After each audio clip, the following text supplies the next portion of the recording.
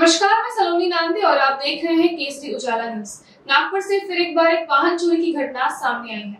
Panchpaoli police थाने अंतर्गत तकरीबन 1 साल बाद एक स्प्लेंडर चोर को गिरफ्तार किया गया है। फिरियादी की बाइक उसके घर के सामने पार्क थी, लेकिन चोर ने उसका लॉक तोड़कर उसे चुरा लिया।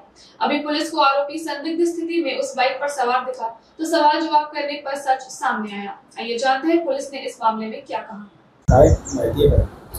बरोबर आहे। जून 2023 मध्ये लष्करी बाग गल्ली नंबर 8 मध्ये एक वाहन चोरीचा प्रकार दाखल होता।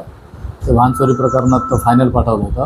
परत गोपनीय खबरेनुसार लक्ष्मण शेंडे, तायडे, गरवारे यांच्या टीमने एक आरोपी निलेश चिंतामण सावरकर त्याला ताब्यात घेतलं। त्याच्याकडून एक त्यावेळी चोरीस गेलेले व गाडी रिकव्हरी केलेली आहे, हिरो होंडा, की ज्याची किंमत अंदाजे 50,000 रुपये आहे।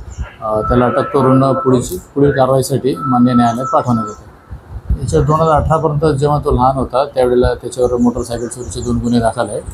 आता त्याच्यावर ही कारवाई करण्यात आलेली आहे आता अटकेची। त्याच्यानंतर त्याला कडक प्रतिबंधक कारवाई करण्यात येईल, जेणेकरून पुढे ह्या वाहन चोर किंवा वाहन चोरीला गेले त्याच्यावर लक्ष देता येईल। DBचे API सोमवंशी त्यांच्या मार्गदर्शन लक्ष्मण शेंडे, तायडे, गरवारे आणि प्रशांत कोसारे, डबरे आणि राकेश सिंग यांनी कारवाई केलेली आहे।